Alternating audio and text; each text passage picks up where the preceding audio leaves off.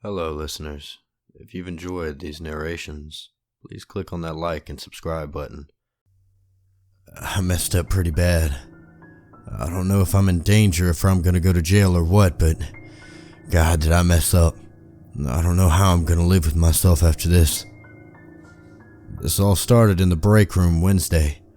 As I shoved my leftover Chinese into the microwave, Brian leaned back in his chair, inviting Dave to come over Saturday to light up the pit for his birthday. A small gathering, he said. I never get invited to those things. Never. I tell myself it's because I'm in the lower management, but I actually know the truth. I'm awkward around people. I tried just a little too hard. Hey Brian, you know I used to do a mean smoked chicken back in the day. I interrupted. I'd actually never smoked a chicken in my life, but I felt confidently that no one would ask me about it. Have a great party, Brian. I don't know why I butted in. I guess I was just tired of being ignored. As I reached the door, fried rice steaming, Brian invited me to his party. I stopped, hand just short of the knob. I'm sure I misheard. I know it's dorky to admit, but I had to shove down my grin a couple notches to avoid looking like Patrick Bateman as I turned around and accepted.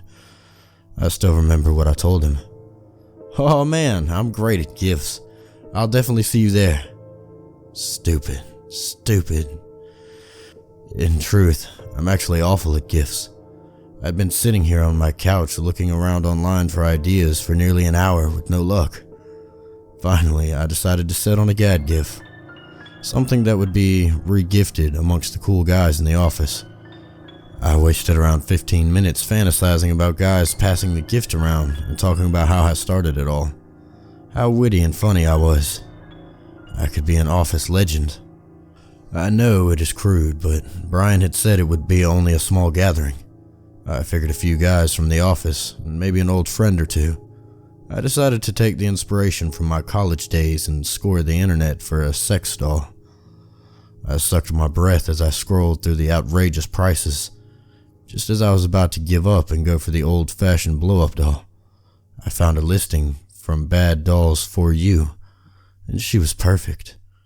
The name that was listed was Alice. A brief description under the picture proclaimed, a taste of Wonderland. I couldn't help but chuckle. Blonde hair, blue eyes, and just over $100 with overnight shipping included. The fleeting thought occurred to me that at that price point she might be used. But honestly, did it matter? No one was going to partake in the activities with her.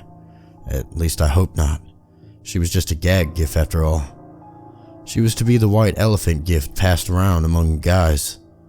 She was the legacy I'd leave behind as I moved my way up management. She was how the guys would know deep down I was one of them and they could invite me to the bar crawls and parties. She would deliver me from this god-awful loneliness. That was just a stupid, naive thought.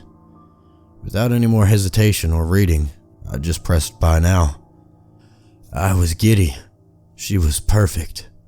I laid her in the bed that night fantasizing about the shock on Brian's face when he'd opened the gift. The guys would howl with laughter. They'd slap me on the back, giving me some high fives. It was all great thoughts.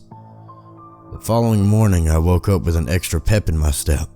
I hummed while I ran the steamer over my collared shirt and gave myself a foaming grin in the mirror as I brushed my teeth. As I strolled to the kitchen to grab my cup of joe, there was a swift knock at the door. It couldn't be, not this early. And yet I was opening my apartment door and there stood a large box. I was elated. I dragged the box in quickly and slammed the door shut. In my excitement, I ripped the box open like a wild animal. I tore the packing sheet off the top and paused. She was absolutely gorgeous. Sure, but she wasn't exactly as the ad had shown. Her blonde hair was a bit matted, like a childhood doll forgotten in the bottom of a toy box. One eye was a clear crystal blue. The other was an odd yellow. Her freshly bondaged leather attire shone in the light. Maybe she wasn't perfect, but she would definitely do as a gag gift. With only 10 minutes before I needed to leave for work, I roughly brushed through her hair. She wouldn't win any awards, but she was smoother than before. Glancing back at the destroyed box, I realized I wasn't sure where to put her.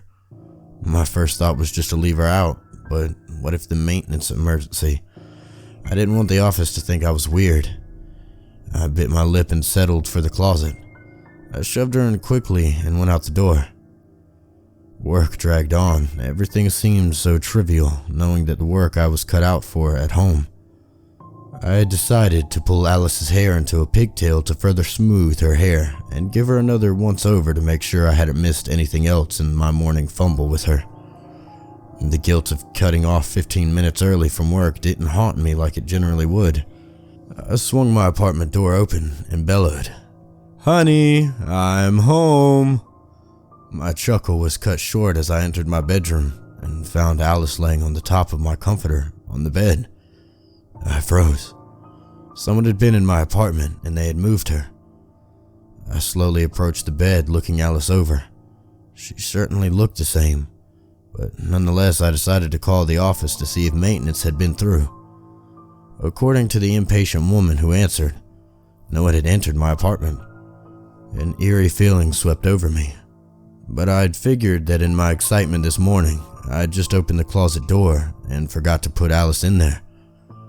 I was excited and I must have been in a rush. I am forgetful sometimes. Regardless, my enthusiasm had withered. I pulled and smoothed Alice's hair into a pigtail before placing her into the closet and firmly shutting the door. The more I had thought about it, the more it made sense that I'd just been careless this morning. I'd spent a good chunk of the night lost in thought about my perfect surprise. I'd just hit the hay a little early tonight. I'd power through tomorrow, and following day was the party. After a quick TV dinner, I slid into bed. The thought of Alice laying there, staring up at the ceiling, returned. I rolled over a few times, but eventually did fall asleep.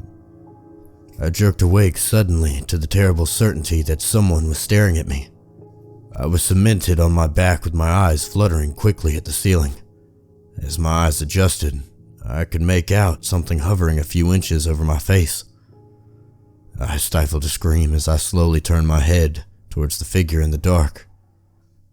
There, Alice was bent down on all four, with her mouth stretched open far too wide for what she had intended for. Something in my brain, something primal that had helped my ancestors survive in the forest with carnivorous beasts, told me with great certainty that if I hadn't awoken when I did, she would have eaten me. Her mouth would have continued to pop and stretch like a snake, and she would have definitely swallowed me whole. I shoved her hard and leapt into my feet on the other side of the bed, terror gripping me as I scrambled to escape my bedroom. I threw my gaze back into my room, expecting Alice to be yanking at the doorknob on the other side with her jaw jiggling unhinged at her chest. But nothing moved through the crack of the door. I flipped the light from the other side of the doorway and waited. I held my breath, but I couldn't hear anything over the roaring of my blood pressure in my ears. Slowly, I cracked the door completely open. I climbed back into the bed and leaned over to see Alice sprawled out on the floor. Her head was turned sideways at an angle that begged a broken neck. Her yellow eyes stared dreamily under my bed. She looked different, paler, almost gray. Her youthful cheeks were now sunken. She looked long since dead. "Hey, you!" I yelled. I didn't expect her to answer, but there was a flood of relief when she didn't flinch. She won't move as long as I'm watching her, I don't think. I didn't know where the thought had come from, but I knew it would be true. I reluctantly turned to boot up my laptop. I realized far too late that I should have read the rest of the ad. There was something very strange, something very wrong about this doll. Alice was marked out of stock, but the ad was still there to read. A taste of Wonderland. The perfect doll for your enemies.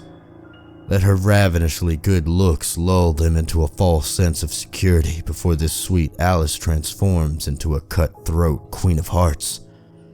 Off with their heads. Just 3 days until your sweet revenge.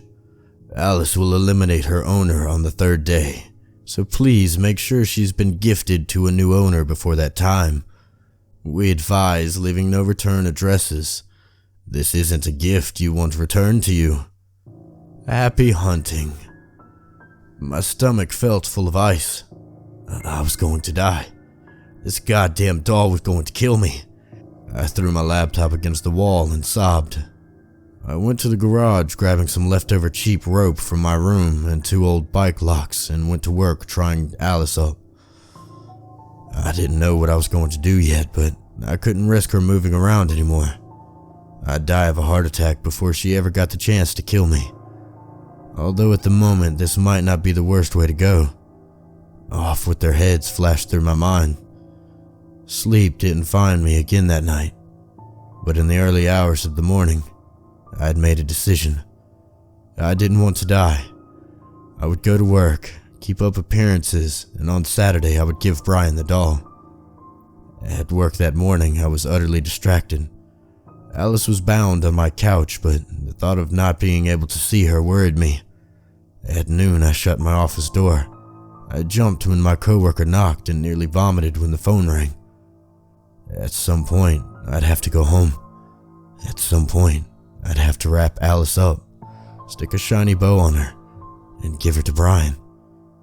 At some point, I would be a murderer. Despite my want to getting everything over with, I found myself last to leave the office. I stopped quickly at the store for wrapping paper. I meant to go straight home after and deal with Alice, but I had to stop at the bar for a few drinks first. Lightly stumbling, I entered my home. As I flicked on the light, my heart shot out of rhythm. I slammed my fist against my chest twice before the cramp in my chest subsided. Alice wasn't how I left her. She stood in the center of the living room with her head tilted back, one hand raised in a fist holding a butcher knife ready to thrust towards the ceiling like a victor's battle sword. She looked more rotting corpse than beautiful. I'd had enough of this doll. I pried the butcher knife from her gnarled hand and laid her down on the floor. I had no thoughts as I wrapped her. When I was done, she resembled a dead body wrapped in tacky wrapping paper instead of a sheet. Happy birthday indeed. I couldn't wait anymore. I couldn't risk her unwrapping herself.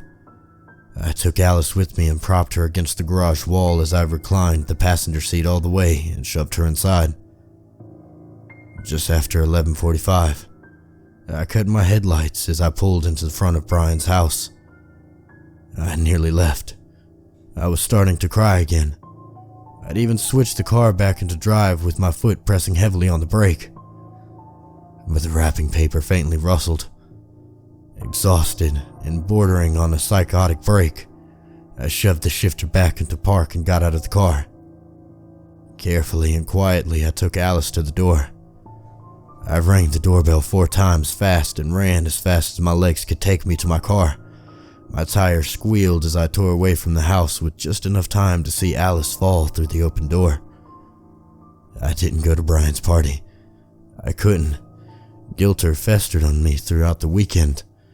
I barely ate, barely slept, and when I did, all I could dream about was Alice, her standing there with a butcher knife in hand, rotting flesh flapping with her jawline as she screamed in a dying voice, "Off with their heads." Today is Monday. I'm sitting at my desk, and we've been open for just over an hour. Brian hasn't showed up or called in. Just before I posted this, I went back and checked Bad Dolls for You ad. I wanted to reread it, to make sure I didn't miss anything. The ad has been updated. 1 left in stock. Order now.